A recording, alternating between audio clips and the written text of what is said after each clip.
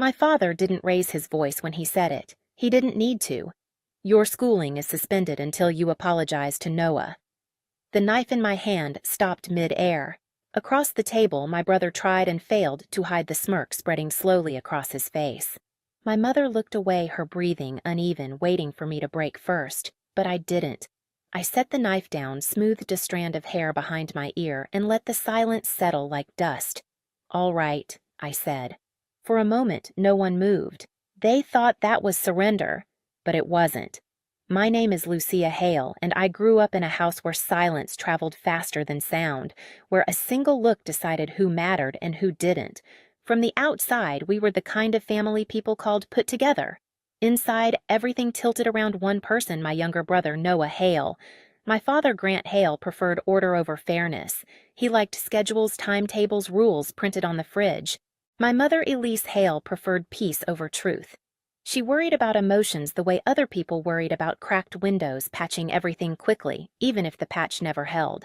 I learned my role early, not through punishments, not through shouting, but through 1,000 tiny moments that settled into a quiet script. When I was 10, Grant taught Noah how to ride a bike in the cul-de-sac. I waited on the curb with my own helmet fingers curled around the straps. Noah's bike fell twice. Mine never left the yard. Grant said, "We'll get to you next weekend." I nodded. The weekend never came. At 12, Elise bought Noah a new jacket for picture day. She handed me one of her old scarves and said it looked grown up on me. I wore it even though it smelled faintly of detergent and lavender. Later, when Noah stained his sleeve with juice, Elise cried. When I ripped the scarf on the bus, she didn't notice. Small things. Forgettable things. Except they never really left. By the time I was 14, I had become the designated fixer.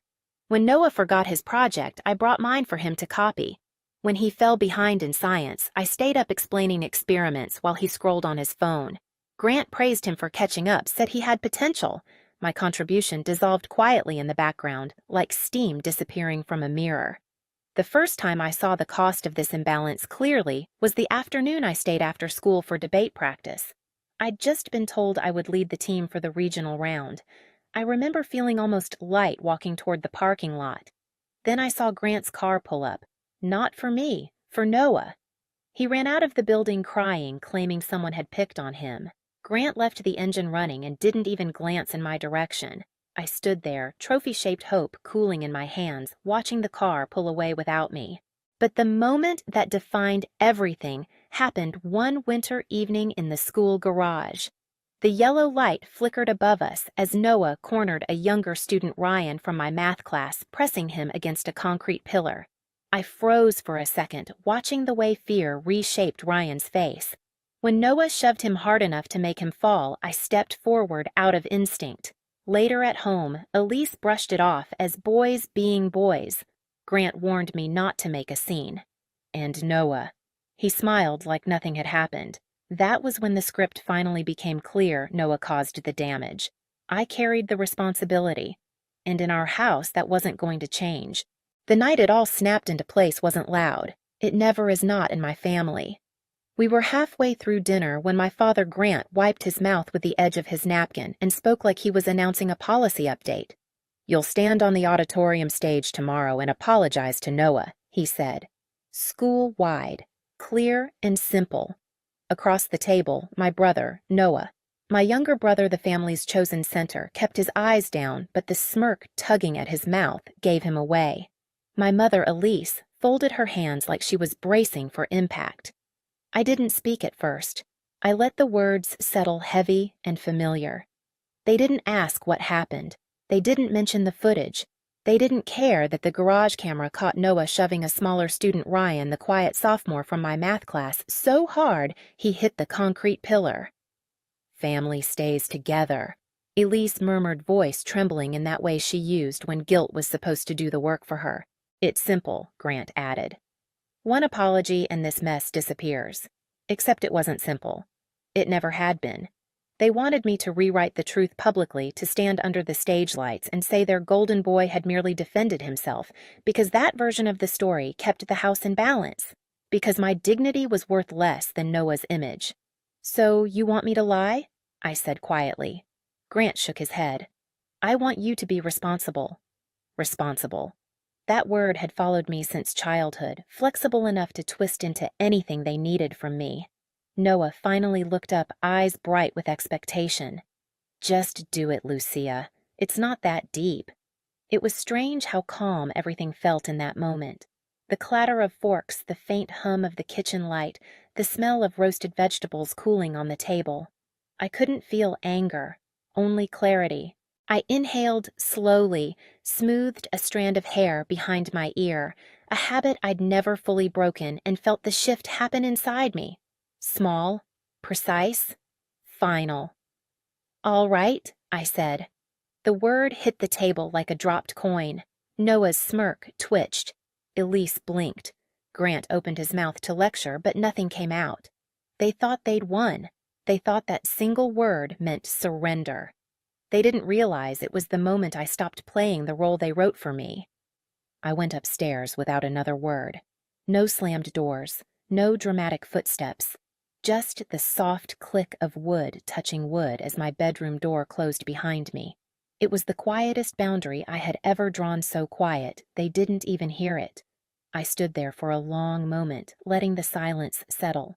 The house breathed unevenly, downstairs voices muffled into a low, chaotic hum. I didn't listen. I walked to my desk, opened my laptop, and woke the screen. Light spilled across my room, clean and steady, like a new beginning waiting to be typed into existence. I opened a blank notes document and started listing what I needed. Transcript, letters, video file, transfer requirements, timeline. Typing steadied my pulse. Every click was a choice I hadn't been allowed to make before. I pulled my 2 suitcases from under the bed, one for clothes, one for every document that proved I had built something beyond this house. Debate medals, awards, certificates, the leadership patches I'd stitched onto jackets that still carried the faint smell of auditorium dust. I laid everything on the carpet in neat rows. Organizing them felt like reclaiming pieces of myself one by one. The hallway outside creaked once. Someone paused, then walked away. I didn't open the door. Instead, I sent a single text to the only person who had never made me feel small. "Maya, it's happening." Her reply came instantly, even at that hour. "Tell me what you need." I didn't know how to explain it, the feeling of a door opening inside me instead of closing, but I typed the next steps anyway. She sent instructions, links, reminders, each one arriving like a small beacon in the dark. After midnight, I slipped downstairs to the kitchen, moving quietly over the cold tile. I opened the drawer where we kept the shared printer paper, took a small stack, and walked back up without turning on a single hallway light. The house was still awake enough to notice the wrong sound. I gave it nothing. Back in my room, I downloaded the garage footage from the school portal. Ryan's frightened eyes, Noah's fist the moment he shoved him toward the pillar. The camera didn't lie, even if my family needed me to. I saved it twice, once to my drive, once under a coded name in a hidden folder. Not to expose Noah, not to hurt him, but because truth to me had become a form of survival. Around 2 a.m, my laptop pinged. Ms. Rivera, my guidance counselor, had replied. "Lucia, if you're awake, send me your draft. I'll review it now. Don't wait." Her message wasn't warm. It wasn't comforting. It was better than that. It was solid, practical support, the kind I'd never gotten from inside my own house. I finished the essay, each sentence a steady reclamation of my story, and hit send. While waiting for her response, I packed my backpack with files I'd need the next day, sealed envelopes, forms I'd pre-signed, and the printouts for my transfer application. I checked them 3 times, tapping the corners to align them perfectly. Organization made everything feel containable. The clock read 2:43 a.m. My room felt cold, but in a way that sharpened my senses instead of numbing them. Then the reply came. "Looks excellent. I'll finalize the recommendation tonight. Stay focused. You're close." I exhaled. I hadn't realized I'd been holding my breath. By dawn, my room looked like an evidence board of my own future. 2 suitcases zipped and waiting, clothes folded, documents arranged in a precise grid across my desk. My laptop closed charger wrapped neatly around its block. My notebook open to a bulleted list freshly checked off. When the house finally went quiet again, I slipped my way through the morning routine shower jeans, sweater shoes, every movement deliberate, not rushing, not hiding, just steady. I walked to the school early, long before the usual crush of students filled the halls. The air outside was cool, almost metallic. The sky was still pink around the edges. I pulled my hair into a loose tie, feeling the slight tremor of anticipation run through my fingers. My locker sat halfway down the east hall, right where the early light from the courtyard windows hit the metal. I opened it and looked at the life I'd kept inside textbooks lined up evenly, photo strip from the debate team party, a cracked mug Maya had given me with a fading slogan about perseverance. One by one, I took everything out. Books stacked neatly in my backpack, personal items tucked into a separate tote. The photo strip folded carefully and slipped into my notebook. When the locker was completely empty, the metal walls echoed softly like a breath released after being held too long. I tore the transfer approval page from my folder, placed a small piece of tape at the top, and left it hanging inside a quiet declaration. By the time the first bell rang, I was already walking away from it all. Students started trickling into the hall, noise rising like a tide behind me. I didn't turn back. The plan was in motion. Everything was filed. Everything was clean. Everything was mine. As I stepped outside into the crisp morning air, the final thought came to me quietly, like a truth that had been waiting years to be spoken. This time, I wouldn't be the one holding their world together. This time, I would build my own. By the next morning, the school was awake in full-volume lockers, slamming sneakers squeaking on polished floors, voices echoing as if the building itself hadn't slept. I walked in without hurry, the cold air still clinging to my sleeves. My hair was pulled back, my steps measured. Nothing in my face showed what was about to unfold. Noah was already leaning against his locker when I rounded the corner. My younger brother, so used to being the gravity everyone else bent toward, stood with his arms crossed, smirk fixed like a signature. Well, he said loud enough for nearby students to hear Look, who finally showed up. Ready to rehearse your apology? I didn't stop. I didn't even look at him. I walked straight to my locker, spun the dial, and pulled it open. His smirk cracked instantly. The locker was empty. Every shelf, every hook, every inch. Only the transfer approval form, taped neatly to the metal back, fluttered once in the draft from the hallway vent. I lifted my backpack onto my shoulder and closed the locker door gently, letting the latch click into place. Behind me, a gasp. A whispered, "Is she transferring?" Then Noah's voice, sharp and cracking. "Lucia, what did you do?" I kept walking. He caught up, grabbing my arm in panic. "Please tell me you haven't posted it." His voice trembled. "Please, tell me you didn't." Dozens of eyes turned toward us. A few phones lifted. Noah had never looked so undone. I slipped my arm free with a simple twist, the hall going quiet for one suspended breath. Posted what I asked. He swallowed hard. The application. The transfer. Whatever, just tell me it's not final. But it was. And he knew it. I didn't answer. I didn't need to. I walked toward the main office, my steps steady, while his stumbled behind me in frantic echoes. Inside, Principal Alden Fair, measured and relentlessly factual, was already at his desk. Ms. Rivera, my counselor, stood beside him, holding a thick envelope with a gold seal. When she saw me, she nodded once. Not encouragement, confirmation. I handed her the final printed forms. She checked them signed where needed and passed them to Mr. Alden. He read the top page aloud, voice carrying in the small office. Full merit scholarship, boarding placement approved, transfer effective immediately. Behind me, someone inhaled sharply. I didn't need to turn to know it was Noah. A moment later, the office door flew open and my parents stepped in.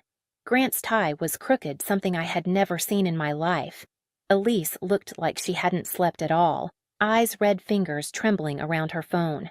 "What is happening?" Grant demanded. I didn't move. Ms. Rivera placed the contract on the desk where he could see it. "It's a done deal," she said calmly. Lucia met every requirement. The academy confirmed her placement last night. Grant's face hardened. "Lucia, we didn't approve this. Mr. Alden spoke before I could. Your approval wasn't required." Silence. the kind that drops like a stone. Then my phone buzzed. I put it on speaker. "Good morning, Lucia." It was Mr. Rowan, the Academy's representative, steady and composed. "I'm calling to confirm the transport for tomorrow. 7 a.m. sharp, you'll be escorted to campus. Everything is finalized." Grant stepped forward. "You can't just take my daughter, Mr. Rowan," interrupted Tone, professional but immovable. "She is a nearly 18-year-old scholarship student. This transition is entirely within policy. Any interference will be documented." The room went still. Noah broke first. "Dad, don't." His voice sounded young. Too young. "It's already done." Elise covered her mouth tears, sliding silently. I powered off the call, slipped the phone into my pocket, and turned toward the doorway. Students had gathered outside, watching, whispering, widening the hallway to let me pass. I didn't look back, not at my parents, not at Noah, not at the life they expected me to keep stitching together. As I stepped into the light of the hallway, the only sound was the soft echo of my footsteps, clean, unhurried, final. The next morning, the air in Washington, D.C. felt different, crisp, steady, untouched by anything that came before it. The shuttle dropped me at the gates of the academy just as the sun lifted over the skyline, turning the glass buildings a soft gold. I stepped out with one suitcase in each hand, the wheels clicking lightly against the pavement. No shouting, no demands, no rules taped to the fridge, just space. Inside the dorm, the hallways smelled faintly of fresh paint and linen detergent. My new room was small, bright and quiet in a way that didn't feel like punishment. I set my bags down, opened the window, and let the early air pour in. For the first time in years, my lungs filled without resistance. Classes started quickly debate political theory research labs. Here, no one waited for me to fail or shrink. When I raised my hand, people listened. When I spoke, no one rolled their eyes at the sound of my voice. The room didn't tilt around a golden boy. It held steady. In the library that afternoon, the light filtered through tall windows and spread across the long wooden tables like a patient kind of warmth. I laid out my notes, clicked my pen twice, and felt the quiet surround me. Not the heavy, suffocating silence of home. This one felt earned, chosen. My phone buzzed once in my pocket. A Maryland area code. I let it ring. It stopped. Then another. Then silence. I turned the phone over and powered it off. After dinner, I took a walk along the campus path lined with small lamps that flickered like fireflies. I passed a group of students laughing a pair, studying under a tree, someone jogging with earbuds in. Ordinary scenes, gentle scenes. A life that didn't require me to break myself in half just to keep peace. When I returned to my room, the desk lamp cast a soft glow across my empty notebook. I sat down, smoothing the pages, with my palm feeling the steadiness in my fingertips. The last 24 hours had rewritten the shape of my world, not with noise, not with confrontation, but with a quiet, decisive shift. I wasn't running from them. I was running toward myself, toward a life that finally felt like mine. Some families teach you loyalty. Mine taught me limits. The day they tried to suspend my future was the day I posted my exit quietly, cleanly, without looking back. Doors don't always close with slammed wood. Sometimes they close with a breath, a decision, a single step forward. And once they do, you learn that freedom doesn't make noise. If this story resonated with you, stay for the next one. There's more to tell.